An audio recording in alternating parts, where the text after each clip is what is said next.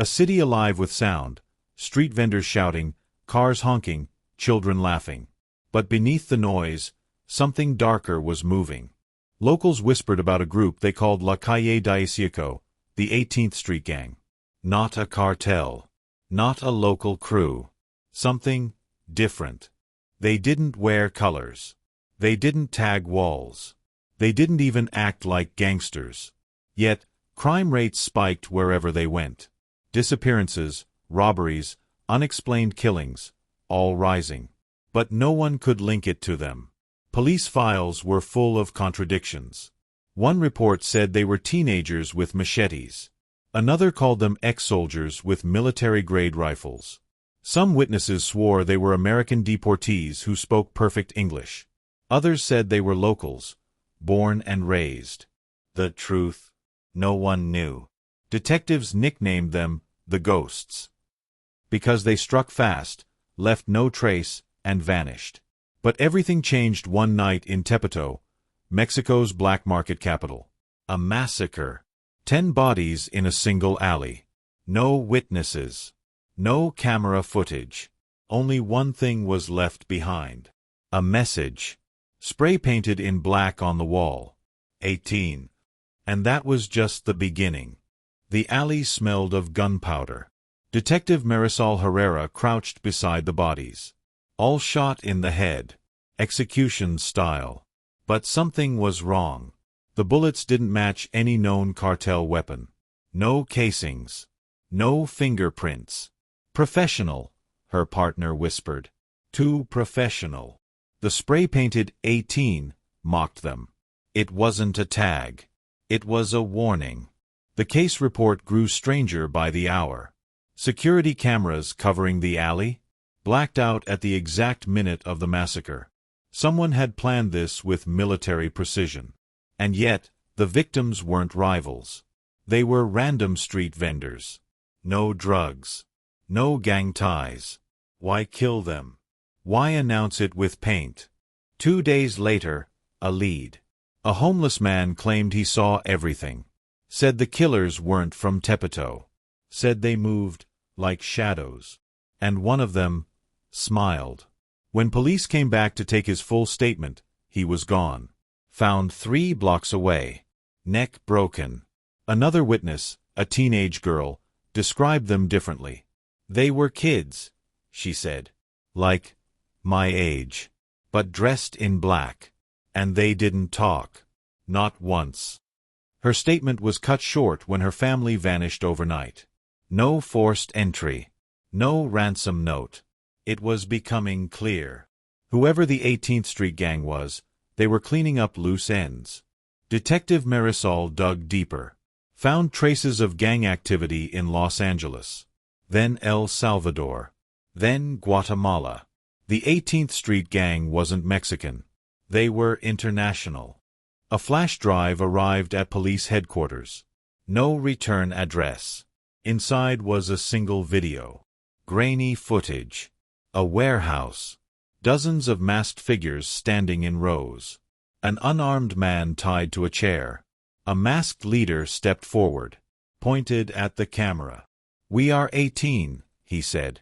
"Anyone who stands in our way will disappear." The man in the chair screamed. Then the screen went black. Within weeks, chaos. Bank robberies. Arms deals. Kidnappings. Every crime scene left the same mark, the number 18. The public panicked. Rumors said they were everywhere, even inside the government. Marisol's superiors warned her to drop the case. Too dangerous, they said. Not worth your life. But she couldn't stop. This was no longer about the job. This was personal.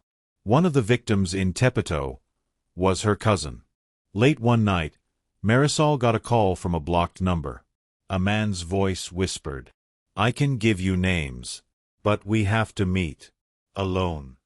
They met in an abandoned subway tunnel. The man's face was hidden under a hood. "I was one of them," he said. "But I got out. Or tried to." He handed her a flash drive. "Everything's on here. But they'll come for me now. Before she could ask anything else, he ran. And minutes later, gunfire. She found him bleeding out in the dark. His last words. "They're planning something big. Tomorrow night." The flash drive contained maps. Blueprints of Mexico City. Government buildings. Police stations. And one location circled in red. The National Palace. The gang was planning an attack. Marisol went to her chief. He laughed. Impossible. They wouldn't dare. But at 3 a.m., explosions rocked the city center. The National Palace was under siege. Gunfire echoed across the Zocalo. Masked gang members poured out of trucks. Military response teams rushed in.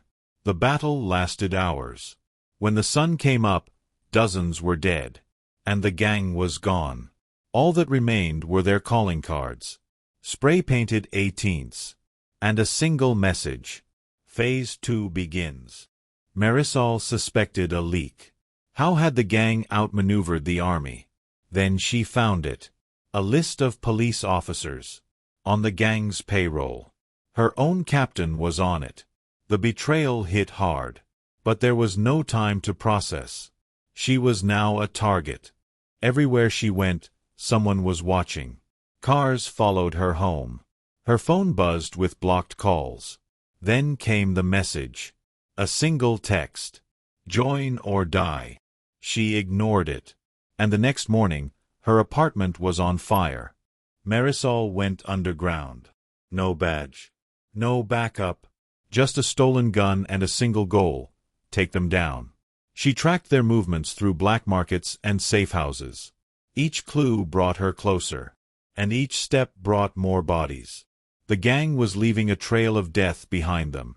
At last, she got a break. A smuggler turned informant. "I can show you who leads them," he said. "But you won't like what you see." He took her to a hidden compound. Inside, a meeting in progress. And there, standing at the head of the table, was her former captain. Her heart pounded. It all made sense. The warnings. The cover-ups. The failed raids. He had been feeding them information from the start. Marisol raised her gun. But before she could shoot, the lights went out. Gunfire erupted. When the lights came back, the compound was empty. And she was surrounded. A voice echoed from the shadows.